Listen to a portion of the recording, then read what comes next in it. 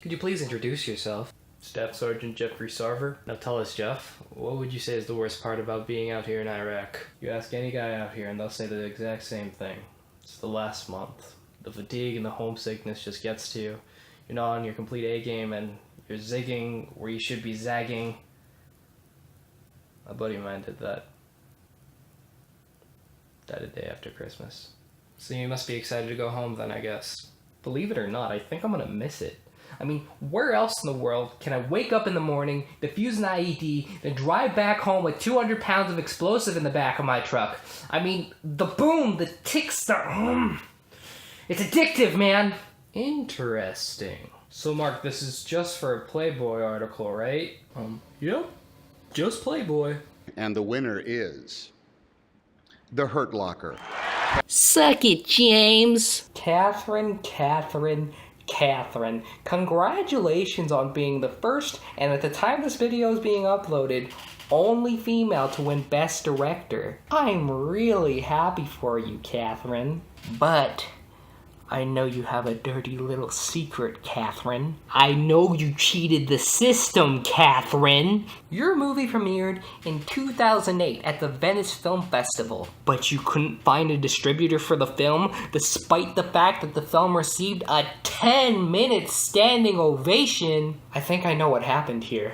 You heard murmurs of a little film called Slumdog Millionaire and you got scared. Catherine, it wasn't that you couldn't find distributors, the distributors couldn't find you. And as soon as the new year rolled around, you started answering those phone calls those film distributors left for you. So even though your movie came out the year prior, you still won the 2009 Best Picture Oscar. And for that, Catherine, I commend you. But the film you made deserves no praise. The Hurt Locker. We follow a 3-man EOD team as it's their last month or so on their tour in Iraq. From a glance, you can tell Catherine really doesn't like tripods as her shots are shaky and unsteady. Now the reason she does this is to add a bit of realism, to make it look like some war documentarian is filming the whole thing. But she wouldn't have to do this if the movie wasn't so fake. The film opens with the 3-man team preparing to explode an IED. You can tell something bad is going to happen in this opening scene by the way the characters are acting so nonchalantly around each other. We're gonna start our grass business? That's right, man. Craving a burger, is that strange? What do you think's gonna happen? They go back to the barracks and eat burgers? Oh, maybe the reason they had this quick shot of the butchery before Thompson goes up to the bomb is because they decide to buy some meat from him right after a successful mission and have a cookout. Nope, there's only one direction this scene can go, and that's up. Now this is forgivable as it's the first 10 minutes of the film. The pilot for a TV show doesn't always have to be a great episode to know you have a good show on your hands. For example, I gave up on Scrubs after the pilot. But when I rediscovered it, I started liking it, and then they took it off Netflix so I don't have a chance to watch it. We learned some very important things in this scene. Sanborn doesn't communicate what's happening to Thompson, so he's constantly asking James in future scenes what's going on. Eldridge doesn't pull the trigger on the man in the butcher shop, and that leads to him being haunted by Thompson's death. Then we are introduced to the new leader of the team, Staff Sergeant William James. With his metal music choice and the way he forgoes safety precautions, we learn he's extreme and a bit reckless, which we can see further in the film as he defuses a bomb without his bomb suit and without letting people know what's going on. However, the predictable nature of the first 10 minutes of the film is a telltale sign of what's to come later. So basically, the rules for this movie are, if you are in a dangerous situation, the character's gonna make it out just fine. But if you are in a good situation, somebody's gonna die.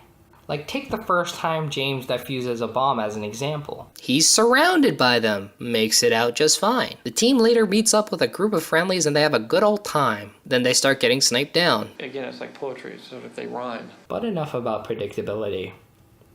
The Milkman, the Paperboy, evening TV.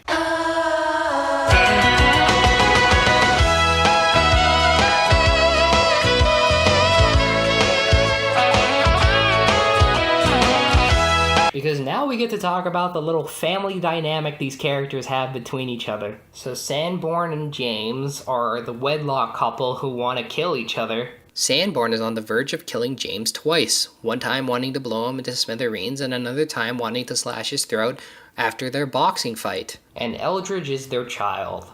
It's just 39 days. Are you serious about killing him? And they don't even play the dynamic right. Catherine, if you're gonna copy the dynamic from other great films such as Sweet Home Alabama, then you've just gotta go all the way. You can't be all wishy-washy. Eldridge is not supposed to go home angry at James. The whole team are supposed to look back at all the time they spent together and find a common appreciation towards one another. They can't go home angry at each other. They have to be happy. They have to. I want to remind you about how in the first 10 minutes of the film, they set up Eldridge to be haunted by Thompson's death because he wasn't able to prevent it. Here we see him defending Sanborn and James from an insurgent trying to shoot them from the rear. Wow, this is great! He prevented the deaths of his team members and conquered his demons. This is a great character moment. However, throughout the first few scenes of the film, Eldridge has been criticizing Colonel John Cambridge for working behind a desk and not out on the field like a real man. So John goes out in the field and dies. So right after we have this triumphant moment for a character, it's immediately taken away. Do not tell me it's because you can't predict who lives and who dies in war, because any shred of reality this film had was ruined as soon as they started talking about their home lives. Every war movie has that campfire scene where all the troops talk about their hopes and aspirations. Such as the infamous I Love My Mommy scene in Saving Private Ryan. This campfire scene consists of... My girl back home wants to have a kid with me. Am I divorced with my wife or not? Thank God Catherine left this backstory squabble to a minimum because it was pretty much unbearable. And look at how James is more excited about talking about the bombs he defused more than how he talks about his family back home. This is something Catherine does right because it's a subtle way to show us that he loves war more than his family. But don't hold your breath because Catherine finds a way to ruin it. Back to the Eldridge plotline. You know what this movie could have done better? You have John be the one who gets sniped down here. So you have Eldridge just being sick and tired of being the one to give the lethal injection to his friends and take matters into his own hands and kill this insurgent. So when Jeremy Renner says, Good job. It's a lot more satisfying because we see all the things that Eldridge has had to go through, and to see him have a moment like this would have been amazing. But no. Catherine just wastes our time. Catherine wastes a lot of time with this movie because it easily could have been cut down by an hour and a half or so. Like when the taxi driver just drives straight into the middle of the street and James and the taxi driver just decide to have a staring contest. Are you still trying to establish tone, Catherine? We get it.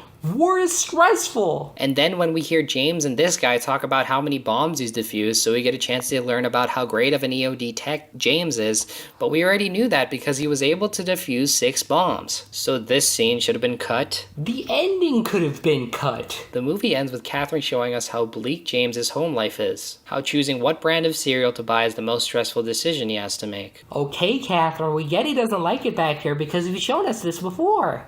And the older you get, the fewer things you really love. By the time you get to my age, maybe it's only 1 or 2 things. With me, I think it's 1.